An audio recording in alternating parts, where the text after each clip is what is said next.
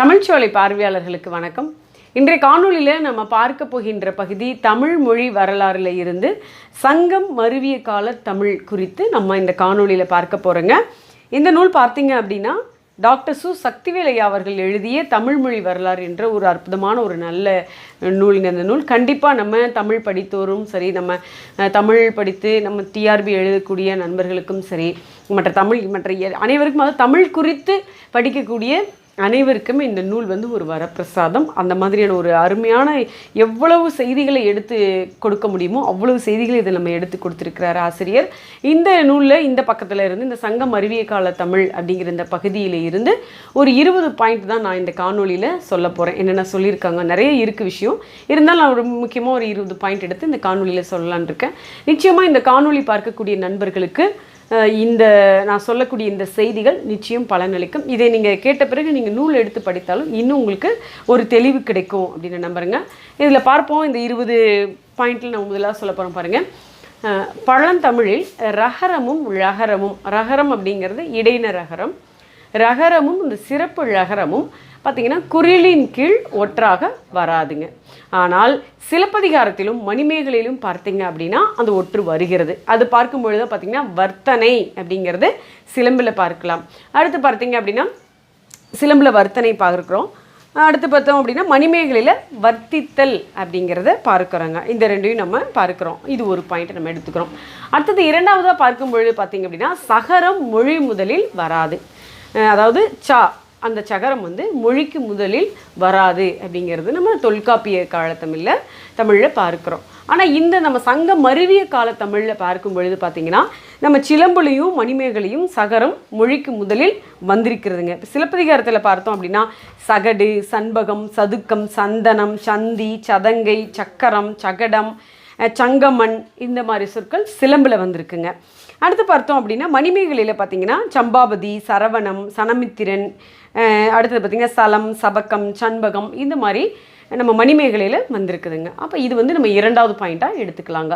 அடுத்தது மூன்றாவது சொல்கிறோம் அப்படின்னு பார்த்திங்க அப்படின்னா லகரம் மணிமேகலையில் மொழி முதல்ல வந்திருக்கு. ஏன்னா லகரம் மொழிக்கு முதல்ல வராதுங்கிறாங்க, ஆனால் மணிமேகலையில் லகரம் மொழி முதல்ல வந்திருக்குங்க. அது பார்த்திங்க அப்படின்னா லோகம் அப்படிங்கிற அந்த சொல். இதை நம்ம மூன்றாவது பாயிண்ட்டாக வச்சுக்கலாங்க. அடுத்தது நான்காவதாக சொல்லும் பொழுது பார்த்திங்கன்னா பால் விகுதி. பால் விகுதி சொல்லும் பொழுது பார்த்திங்கன்னா ஆலன் அப்படிங்கிறது ஆண்பால் விகுதியாகவும், அடுத்து பார்த்திங்கன்னா ஆட்டி அப்படிங்கிறது பெண்பால் விகுதியாகவும், ஆலர் அப்படிங்கிறது பலர்பால் விகுதியாகவும் வந்திருக்கிறது. இது மணிமேகலையில் இருக்குது அப்படிங்கிறது நம்ம ஆசிரியர் சோனா கந்தசாமி அவர்கள் குறிப்பிட்டு சொல்கிறாருங்க. இது நம்ம ஒரு நான்காவது பாயிண்ட்டாக இதை நம்ம வச்சுக்கலாங்க. அடுத்து பார்த்தோம் அப்படின்னா சமஸ்கிருத விகுதி சொல்கிறோம். சமஸ்கிருத விகுதி அப்படின்னு சொல்லும் பொழுது கார் அப்படிங்கிற சமஸ்கிருத விகுதி நம்ம தமிழ் விகுதியான அருடன் சேர்ந்து இணைந்து சிலப்பதிகாரத்திலையும் மணிமேகலையிலும் வருகிறது. இது ஐந்தாவது பாயிண்ட்டாக நம்ம வச்சுக்கலாம். கஞ்சக்காரர், மாலைக்காரர். கஞ்சக்காரர் அப்படிங்கிறது சிலம்பில் வருது, மாலைக்காரர் அப்படிங்கிறது மணிமேகலையில் வருதுங்க. இப்போ இதை நம்ம பார்க்குறோம். இப்போ இது வரைக்கும் நம்ம என்ன சொல்லியிருக்கோம், ரகரமும் ழகரமும் ஒற்றின் கீழ், அதாவது குறிலின் கீழ் ஒற்றாகாதுன்னு சொல்லியிருக்கோம் பழந்தமிழில். ஆனால் நம்ம சிலப்பதிகாரத்துலேயும் மணிமேகலையும் வந்திருக்குது. வர்த்திகன், வர்த்தனை, வர்த்தித்தல் அந்த மாதிரி வந்திருக்குன்னு சொல்கிறோம். இது ஒன்று. இரண்டாவது சகரம் மொழி முதலில் வராது அப்படின்னு இருக்கிறது. நம்ம சிலப்பதிகாரத்திலும் மணிமேகலையிலும் மொழிக்கு முதல்ல வந்திருக்கு. இது ரெண்டாவது பாயிண்ட். மூன்றாவது லகரம் மொழி முதலில் வராது, ஆனால் லகரம் மணிமேகலையில் மொழிக்கு முதல்ல வந்திருக்கு. இது மூன்றாவது பாயிண்ட். நான்காவது சொல்லும் பொழுது பார்த்திங்கன்னா நம்ம பால் விகுதி. இது ஆண்பாலுக்கு பார்த்திங்கன்னா ஆலன் விகுதி, பெண்பாலுக்கு பார்த்திங்க அப்படின்னா ஆட்டி அப்படிங்கிற விகுதி, அதாவது தேவராட்டி அந்த மாதிரிலாம் சொல்கிறோம் பார்த்திங்களா, அந்த மாதிரி அந்த ஆட்டி அப்படிங்கிற அந்த விகுதி வந்திருக்கிறது. அடுத்தது ஆலர் அப்படிங்கிறது பலர்பாலுக்கு உரிய விகுதியாக வந்திருக்கிறது. இதெல்லாம் நம்ம சொல்கிறோம். இது எத்தனாவது, நான்காவது பாயிண்ட் சொல்கிறோம். ஐந்தாவது பாயிண்ட் சொல்லும்பொழுது பார்த்திங்கன்னா சமஸ்கிருத விகுதியான கார் அப்படிங்கிறது நம்ம தமிழ் விகுதியான அருடன் இணைந்து சிலப்பதிகாரத்திலும் மணிமேகலையிலும் வந்திருக்குங்கிறது ஐந்தாவது சொல்லக்கூடிய பாயிண்ட்டுங்க. அடுத்து நம்ம ஆறாவதாக சொல்லுவது இரட்டைப்பன்மை, கல் விகுதி. இந்த இரட்டைப்பன்மை, அதாவது இந்த கல் விகுதி பார்த்திங்கன்னா பழந்தமிழில் கல் விகுதி பெரும்பாலும் அகிரிணை காட்டக்கூடிய சொற்களில் தான் இடம்பெற்று வருகிறது பழந்தமிழில். ஆனால் இங்கே பார்த்தீங்க பழந்தமிழ்னு சொல்கிறது நம்ம தொல்காப்பிய தமிழ். அடுத்து இங்கே சங்கத்தமிழ், சங்ககால தமிழ், தொல்காப்பிய தமிழ் அதில் சொல்லுவோம். ஆனால் சங்க மருவிய காலத்தில் பார்த்தீங்க அப்படின்னா இதில் என்ன மாற்றம் இருக்குது அப்படின்னா அதில் அகிரிணை காட்டும் சொற்களில் வந்துக்கிட்டு இருந்தது இதில் உயர்திணை பெயர்களிலும் வர ஆரம்பிச்சிருச்சுங்க. அதாவது உயர்திணை பன்மை பெயர்களிலும் சரி உயர்திணை பெயர்களிலும் சரி இந்த கள் விகுதியானது பரவ ஆரம்பிச்சிருச்சு. இரட்டை பன்மைன்னு சொல்கிறோம். அரசர்கள், ஐவர்கள், அந்த மாதிரி நம்ம புத்தர்கள், சமணர்கள் அந்த மாதிரி வர ஆரம்பிச்சிருச்சுங்க. இது ஒரு பாயிண்ட்டை நம்ம சொல்கிறோம். அடுத்து பார்த்தோம் அப்படின்னா எல்லாம் அப்படிங்கிற பாயிண்ட் 7வது பாயிண்ட்டாக இருக்கிறது எல்லாம். இப்போ எல்லாம் அப்படிங்கிறது பார்த்திங்கன்னா பழந்தமிழில் உயர்திணை பெயருடன் வராதுங்க. பழந்தமிழில் உயர்திணை பெயருடன் வராது, அக்ரிணை பெயர் குறிக்கி தான் வரும். ஆனால் இங்கே பார்த்தீங்கன்னா மணிமேகலையில் உயர்திணை பெயருடன் வருகிறது இந்த எல்லாம் அப்படிங்கிறது. மக்கட்கெல்லாம், அந்தனர் எல்லாம், வாழ்வோர்க்கெல்லாம், அடுத்தது பெயர்வோர்க்கெல்லாம், அந்த மாதிரி இந்த பழந்தமிழில் எல்லாம் அப்படிங்கிறது உயர்திணை பெயருடன் வராது. ஆனால் மணிமேகலையில் பார்த்தீங்கன்னா உயர்திணை பெயருடன் வருகிறது. இது 7வது பாயிண்ட் சொல்கிறேங்க. அடுத்து 8வது பாயிண்ட் பார்த்தீங்கன்னா தன்மை ஒருமை. யான் பெற்ற இன்பம் பெருகை வையகம் அப்படின்னாரு நம்ம திருமூல நாயனார். அந்த யான் அப்படிங்கிற தன்மை ஒருமை பார்த்தீங்க அப்படின்னா நம்ம இந்த சங்க மருவி இலக்கியங்களில் யான் அப்படிங்கிறது நான் என சங்கம் அறிவு இலக்கியங்களில் வருதுங்க. அதை நம்ம பார்க்குறோம். இந்த நான் என்ற சொல் அப்படிங்கிறது முதலில் பரிபாடலில் தான் வந்துள்ளது அப்படின்னு குறிப்பிட்டு சொல்கிறாங்க சான்றோர்கள். முதலில் பரிபாடலில் தான் வந்துள்ளது. அதே மாதிரி நீர் என்ற சொல்லும் உமக்கு என்ற சொல்லும் பரிபாடலில் வருகின்றது அப்படிங்கிறதுக்கான எடுத்துக்காட்டு நமக்கு இங்கே கொடுத்துருக்காங்கங்க. அடுத்து பார்த்தோம் அப்படின்னா நம்ம கல்விகுதி ஏற்கனவே நம்ம சொன்னது போல் உயர்திணை பொருளில் வராதுன்னு சொன்னோம். அடுத்தது உயர்திணை பன்மையில் வர ஆரம்பிச்சிருச்சு. அடுத்து பார்த்தீங்கன்னா இந்த கல்விகுதி பதிலீடு பெயர்களிலும் வருகிறது. அதை இங்கே சொல்கிறாங்க. பதிலீடு பெயர்களிலும் ஆண் பெண்பால் பெயர்களிலும் வர தொடங்கின. எங்கே அப்படின்னா இந்த சங்கம் மருவிய கால இலக்கியத்தில் எங்கள், யாங்கள், நுங்கள், தங்கள் அப்படின்னு வர ஆரம்பிச்சிருச்சுங்க. அடுத்து இந்த பாயிண்ட் பார்த்தோம் அப்படின்னா இந்த 9 சொல்லியிருக்கோம். அடுத்து 10வது பாயிண்ட் பார்க்கும்பொழுது பார்த்திங்கன்னா தொல்காப்பியர் குறிப்பிடக்கூடிய, அதாவது அவர் என்ன சொல்கிறார், தொல்காப்பியர் வந்து எண்ணு பெயர்கள் பற்றி சொல்லும் பொழுது தொல்காப்பியர் 100, 1000 அப்படிங்கிற தொல்காப்பியர் குறிப்பிடக்கூடிய அந்த எண்ணு பெயரானது மணிமேகலையிலும் வருகிறது. 100, 1000 அப்படிங்கிறதுங்க. ஆனால் என்ன அப்படின்னா 9, 90, 900 போன்ற எண்ணு பெயர்கள் மணிமேகலையில் காணப்படவில்லை. அதில் இருக்குது, ஆனால் இதில் இல்லை. அதே மாதிரி பின்ன எண்ணு பெயர்கள் மணிமேகலையில் காணப்படுகிறது. இது ஒன்று சொல்கிறோம்.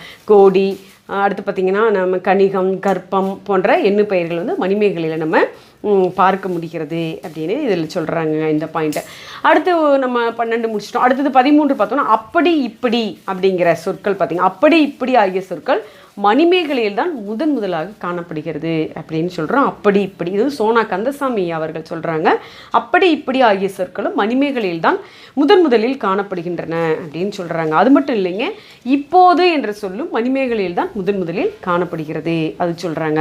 அடுத்து எங்கு என்ற சொல் சிலம்பு, மணிமேகலை இரண்டில் மட்டுமே காணப்படுகிறதுங்கிறாங்க. எங்கு அப்படிங்கிறத நம்ம சிலம்பு, மணிமேகலை 2இல் மட்டுமே காணப்படுகிறதுங்கிறாங்க.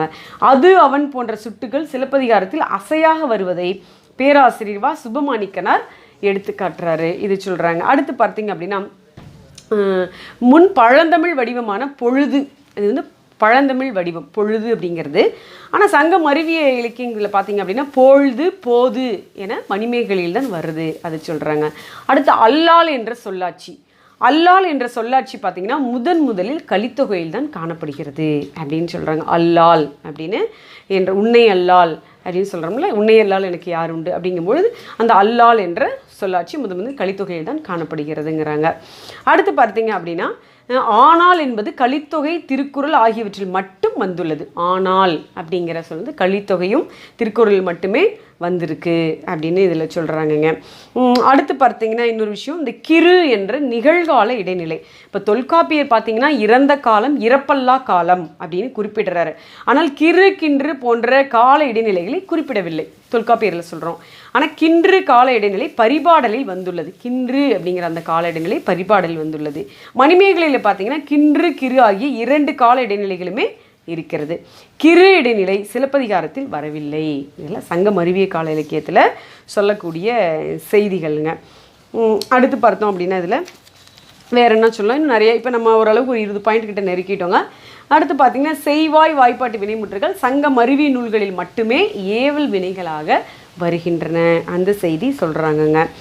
அடுத்து பார்த்திங்கன்னா சங்கத்தமிழில் இசின் ஈற்று சொற்கள் ஏவல் ஒருமையில் வருதலையும் பார்க்கலாம். சங்கத்தமிழில் இசின் ஈற்று சொற்கள் இதில் ஏவல் ஒருமையில் வர்றதையும் நம்ம இதில் பார்க்க முடியுது அப்படின்னு சொல்கிறாங்கங்க.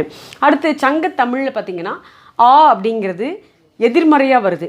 ஆனால் சங்க மருவிய தமிழில் ஆத் இத் ஆத் அப்படிங்கிறது எதிர்மறையாக வர்றதும் இங்கே குறிப்பிடத்தக்கது அப்படிங்கிறாரு நம்ம டாக்டர் சக்திவேலையா அவர்கள். அடுத்து பார்த்திங்கன்னா செய்யு அப்படிங்கிற வாய்ப்பாட்டு வினையெச்சம் சங்கத்தமிழில் காணப்படுகிறது. செய்யு அப்படிங்கிற வாய்ப்பாட்டு வினையெச்சம் சங்கத்தமிழில் காணப்படுகிறது. சங்கம் மருவிய காலத்தில் பார்த்திங்கன்னா இந்த வினையெச்சத்துடன் செய்யாமல் வாய்ப்பாட்டு விகுதியும் காணப்படுகிறது. இது சங்கம் மருவிய இலக்கியத்தில் காணப்படுறது. அடுத்து பார்த்தோம் அப்படின்னா செய்யாயேல் வாய்ப்பாட்டு நிபந்தனை எச்சம் சங்கம் மருவிய தமிழிலேயே காணப்படுகிறது. இது ரொம்ப முக்கியம். அப்படின்னா இது பார்த்திங்கன்னா செய்வானேல் வருமேல், இது சிலம்பு குரல் நம்ம கலித்தொகையிலாம் இதில் சொல்லியிருக்காங்கங்க. அடுத்து செய்யாத அப்படிங்கிற வாய்ப்பாட்டு பெயரச்சம் சங்கம் மருவிய காலத்தமிழில் காணப்படுகிறது. அடுத்து ஆக எனும் செய்வன எச்சம் பார்த்திங்க அப்படின்னா மணிமேகலையில் ஆவாக உள்ளது. இது நம்ம சொல்கிறோங்க. அடுத்து பார்த்திங்கன்னா பின்னர் என்ற சொல்லாட்சி சங்கம் மருவிய காலத்தமிழில் காணலாம். பின்னர், அடங்கிய பின்னர், பொறுத்த பின்னர் அப்படின்னு சிலம்பு மணிமேகலையும் எடுத்துக்காட்டு கொடுத்துருக்காங்க. கொடுத்த பின்னர் என்ற சொல்லாட்சி 10 பாட்டிலும் ஒரு இடத்துல வருது அப்படின்னு சொல்கிறாங்க. அடுத்து உண்டு என்னும் குறிப்பு வினைமுற்று உயர்திணை பெயருடன் வருவதை சங்கம் மருவிய காலத்தமிழில் கூறாக கொள்ளலாம் அப்படின்னு இன்னொரு பாயிண்ட் சொல்கிறாங்கங்க. அடுத்து பார்த்திங்கன்னா முன்னிலை பன்மை விகுதி முன்னிலை பன்மை விகுதி ரொம்ப முக்கியம். முன்னிலை பன்மை விகுதியாக பாருங்கள். ஈர் தொல்காப்பியத்திலும் சங்க இலக்கியங்களிலும் காணப்படுகிறது அப்படின்னு சொல்லணும். உன் இன் வருது. அடுத்து பார்த்திங்கன்னா கொடும் உரையும், இது வந்து மணிமேகலையில் இம் பயன்படுத்தப்பட்டுள்ளது. ஆனால் முன்னிலை பன்மை விகுதியாக ஈர் தொல்காப்பியத்திலும் சங்க இலக்கியங்களிலும் காணப்படுகிறது. மணிமேகலையில் இம் பயன்படுத்தப்பட்டிருக்கிறது அப்படின்னு சொல்கிறாங்கங்க.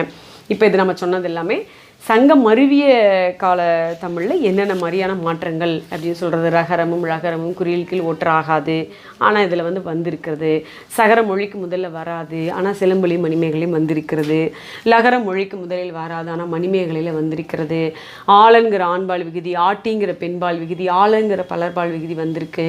சமஸ்கிருத விகுதியான கார் கூட அரு சேர்த்து என்ன பண்ணுறோம், கஞ்சக்காரர் மாலைக்காரருங்கிறது சிலப்பதிகாரத்திலையும் மணிமேகலையிலையும் வந்திருக்கிறது. அடுத்து இரட்டைப்பன்மை கல் விகுதி பார்த்தீங்கன்னா உயர்திணை பெயருடன் வராது, ஆனால் சங்கம் மருவிய இலக்கியத்தில் உயர்திணை பன்மை பெயருடன் வருது, உயர்திணை பெயர்களிலும் வருதுங்கிறது அதுக்கு எடுத்துக்காட்டுலாம் நிறைய கொடுத்துருக்காங்க. அடுத்து எல்லாம் அப்படிங்கிறது வந்து பழந்தமிழில் உயர்திணை பெயருடன் வராது, ஆனால் மணிமேகலையிலும் உயர்திணை பெயர்களோட அந்த எல்லாம் அப்படிங்கிறது வந்திருக்கு, எல்லாம் என்ற சொல்லாட்சி. அடுத்தது பார்த்திங்கன்னா தன்மை ஒருமையான யான் அப்படிங்கிறது நம்ம சங்க மருவி இலக்கியங்களில் நான் என்று மருவி வருகிறது. அடுத்தது கல் பார்த்திங்கன்னா பதிலிடு பெயர்களையும் வருது அப்படின்னு நம்ம சொல்கிறோம். அடுத்து தொல்காப்பியர் குறிப்பிடக்கூடிய 100 1000 அப்படிங்கிறது மணிமேகலையிலும் வருது. ஆனால் வந்து எது வரலன்னா 90 900 அந்த வந்து பார்த்திங்கன்னா 9 90 900 இது வந்து மணிமேகலையில் காணப்படவில்லை அப்படின்னு நம்ம சொல்கிறாங்கங்க. ஏன்னா இதில் வந்து நம்ம பார்த்திங்கன்னா எண்ணு பெயரில் வரக்கூடிய செய்திகளுங்க. எண்ணு பெயரில் வரக்கூடிய செய்திகள் இரட்டைப்பன்மை நம்ம சொல்லிட்டோங்க. பொருட்டு அடுத்து பார்த்திங்கன்னா அதுதாங்க 9. இதுக்காக தான் பார்த்தேன், ஒரு சந்தேகமாக இருந்துச்சு எனக்கு. 9 90 900 இந்த எண் வந்து மணிமேகலையில் காணப்படவில்லை. பின்ன எண்ணு பெயர்கள் வந்து மணிமேகலையில் காணப்படுகிறது. அது மட்டும் இல்லாமல் கோடி அடுத்தது கணிகம் கற்பம் இந்த எண்ணு பெயர்களும் இதில் காணப்படுகிறது அப்படின்னு நம்ம சொல்கிறாங்க. இன்னொரு விஷயம், ஆம் கொண்டு முடியும் எண்ணு பெயரை மணிமேகலையில் காண்கிறோம், ஆனால் சங்கத்தமிழில் காண முடியாது. இது ஒரு முக்கியமான விஷயம். ஆம் கொண்டு முடியும் 2ஆம் 3ஆம் 4ஆம் ஆண்டு 3ஆம் ஆண்டுன்னு சொல்கிறாங்களே, இந்த ஆம் அப்படிங்கிறது எண்ணு பெயரை, இந்த ஆம் கொண்டு முடியும் எண்ணு பெயரை வந்து நம்ம சங்கத்தமிழில் பார்க்க முடியாது, ஆனால் மணிமேகலையில் நம்ம பார்க்குறோம் அப்படிங்கிற விஷயம். இந்த மாதிரி இதில் ஏராளமான, அப்புறம் அப்படி இப்படி அப்படிங்கிறது முதல் மணிமேகலையில் தான் பார்க்குறோம். இப்போது அப்படிங்கிறத மணிமேகலையில் தான் பார்க்குறோம். அல்லால் அப்படிங்கிறத வந்து நம்ம கலித்தொகையில் பார்க்குறோம். ஆனால் அப்படிங்கிறது கலித்தொகையிலையும் திருக்குறளையும் பார்க்குறோம். கிரு அப்படிங்கிறத முதல் நம்ம மணிமேகலையில் பார்க்குறோம். இந்த மாதிரியான நிறைய விஷயங்கள் நம்ம சங்கம் மருவிய காலத்தமிழில் டாக்டர் சு சக்திவேலையா சொல்லியிருக்காங்க. நிச்சயம் இந்த நூல் வந்து உங்களுக்கு பயன் தரக்கூடிய ஒரு நூல். நம்ம சொல்லியிருக்கிற அந்த விஷயங்களும் நிச்சயமாக இந்த காணொளி பார்க்கக்கூடிய நண்பர்கள் அனைவருக்கும் இந்த காணொளி நிச்சயம் உங்களுக்கு பயன் தரக்கூடியதாக இருக்கும். தொடர்ந்து நம்ம காணொளிகளை நீங்கள் பாருங்கள், பார்த்துட்டு அதற்கான நிறைக்குறைகளை நீங்கள் வந்து கமெண்ட் பண்ணுங்கள். நீங்கள் கமெண்ட் பண்ணுற ஒவ்வொரு செய்தியும் நான் தவறாமல் அதை வந்து படிச்சிடுறது, அதுதான் முதல் வேலை எனக்கு. என்ன நண்பர்கள் என்ன சொல்கிறாங்க அப்படிங்கிறது தெரிஞ்சுக்கிறது. அது மட்டும் இல்லாமல் நம்ம காணொலியை நம்ம அதாவது அப்லோடு செஞ்ச உடனே வந்து நமக்கு டிஸ்லைக் பண்ணுற நண்பர்கள் இருக்காங்க. அவங்களுக்கு வந்து என்னுடைய மனமார்ந்த நன்றி தெரிவிச்சுக்கிறேன். ஏன் அப்படின்னா பரவாயில்ல, எல்லா இடத்துலையுமே விமர்சனங்கள் வந்து நம்ம நல்லதாகவே இருக்கும் அப்படின்னு நம்ம எதிர்பார்க்க முடியாது. எப்பேற்பட்டவங்களாக இருந்தாலும், எவ்வளவு நல்ல திறமையானவர்களாக இருந்தாலுமே அவர்களுக்கு வந்து நம்ம வந்து குறை சொல்லுவோம். நிறைய சொல்லுவோம். அதனால் எப்பவுமே நிறைய மட்டுமே எதிர்பார்க்கிறது எங்களுடைய நோக்கம் கிடையாது. கண்டிப்பாக நாங்கள் எல்லா விமர்சனங்களையும் எதிர்நோக்கி தான் இருக்கோம். ஆனால் அந்த மாதிரி டிஸ்லைக் பண்ணுற நண்பர்கள் தவறாமல் அதுக்கான காரணத்தையும் நீங்கள் கமெண்டில் குறிப்பிட்டீங்க அப்படின்னா என்ன காரணத்தினால இது உங்களுக்கு பிடிக்கல, இதில் என்ன குறை இருக்குது அப்படிங்கிறத சொல்லி நாங்கள் அடுத்தடுத்த வீடியோவில் அதை திருத்திக் கொள்ள முயற்சி செய்வோம். இல்லை ஒரு விளையாட்டாக தான் நீங்கள் செய்கிறீங்க, இதில் உங்களுக்கு ஒரு ஆர்வம் விருப்பம் அப்படின்னாலும் அவங்களுக்கு எங்களுடைய மனமார்ந்த நன்றியை தெரிவிச்சுக்கிறோம். இந்த காணொளி பார்த்த நண்பர்கள் அனைவருக்கும் என்னுடைய மனமார்ந்த நன்றி. வணக்கம்.